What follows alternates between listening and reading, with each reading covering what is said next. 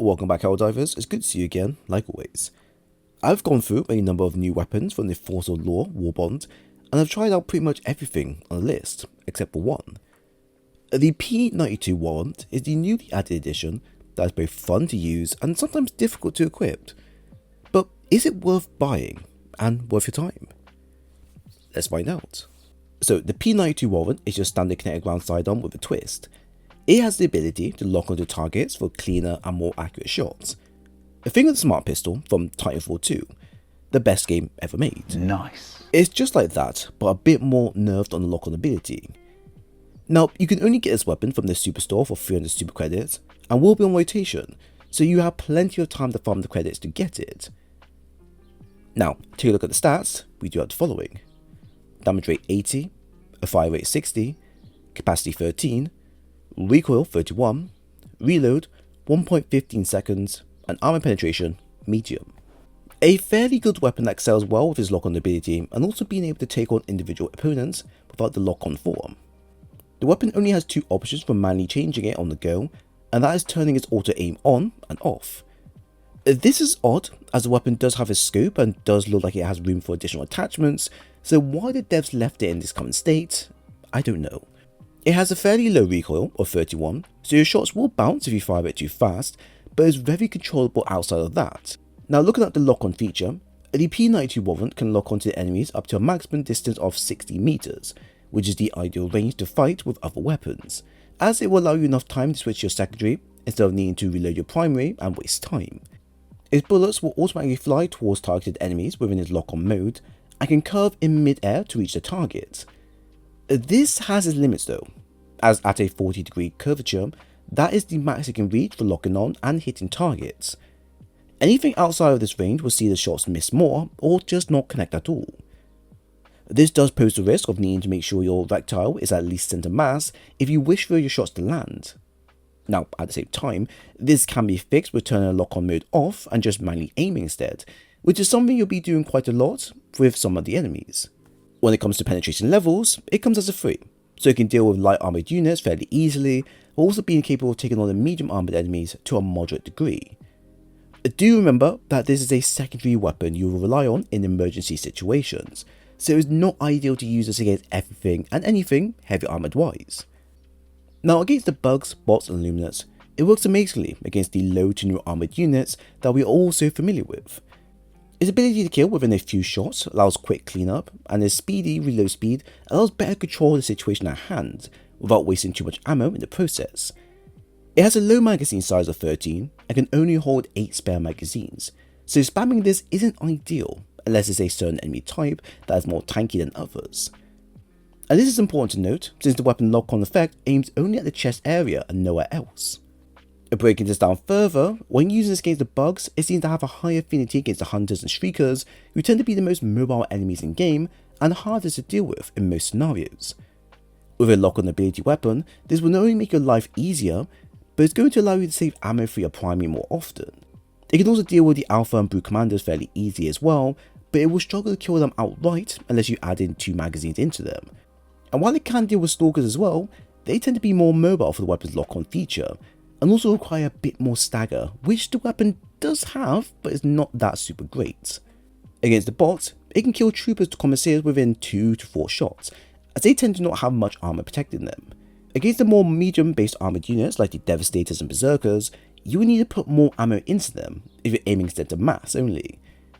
If you were to focus on the headshots, then around 5 to 6 shots is probably enough to kill them, and truthfully should be the main way to deal with them at all times, since the chest armor soaks up more damage compared to elsewhere. And against the Luminous, the Voters are pretty easy to kill within 2 to 4 shots, varying.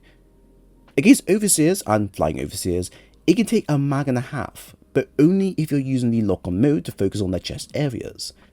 This isn't too bad, as Overseers are fairly easy to focus on with any weapons, while the Elevated Overseer is where the weapon will shine the most because of the added on lock-on feature. But against everything else, that's it, as the weapon's low damage and low capacity only allows it to deal with enemies that can be easily taken down within a few shots and nothing more. Now, one of the issues when it comes to weapon comparisons for such a weapon is that there isn't any other smart based weapons in game to compare it to. While this is an issue from our perspective, we can still compare it without the outfire mode active. Probably the best weapon to compare this to is the Verdict, as it shares a similar quality to the P92. Comparing the two stats, we can see that the Verdict excels better with its raw firepower, faster rate of fire, while the P92 will have a high capacity, better recoil control, and the outfire mode for better accuracy over time.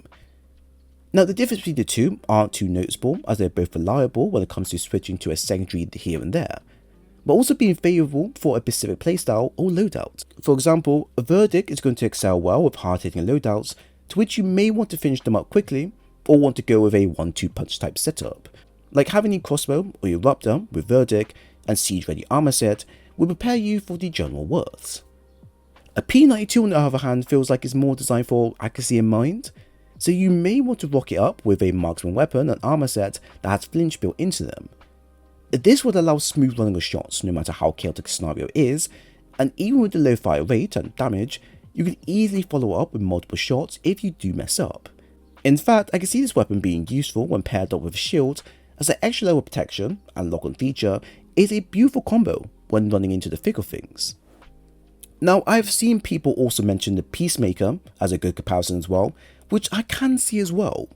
It has a bit more damage than the P92, more ammo capacity at 15, a better recoil at 23, higher rate of fire of 900 beating both weapons, and a 1.4 second reload time, which is low but better than the Verdict's. It's a quality weapon that does get slept on and seems to be a more better comparison than the Verdict.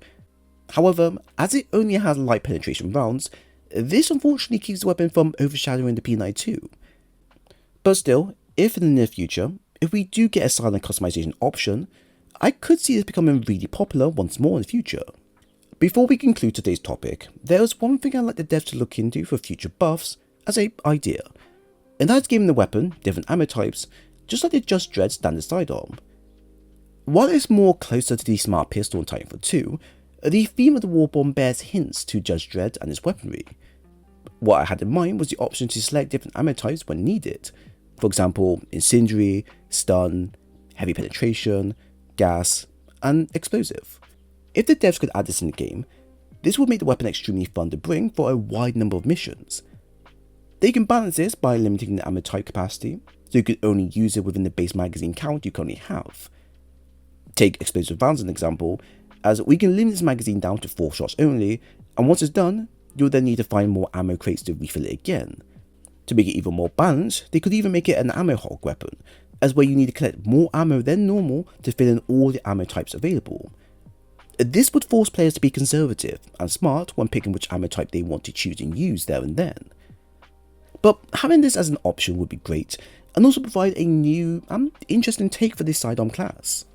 The P92 is your standard sidearm with the newly added feature for locking onto targets. While the lock-on feature is impressive, it would have been nice if they experimented a bit more with the weapon and gave it some extra features just to mix things up. It's impressive with its design, and being able to deal with more annoying enemies gives it plenty of room to be brought with you over the more popular sidearms as we are used to. I recommend buying it, but only if you like to use your sidearms, and only if you have a spare 300 super credits on you. So there we have it. I hope you all enjoyed the video. If you have any thoughts on content shared, or genuinely like what was shown, then please leave a like, a comment, and subscribe for more future stuff. It was great seeing you again, HellDivers, and I hope to see you again soon.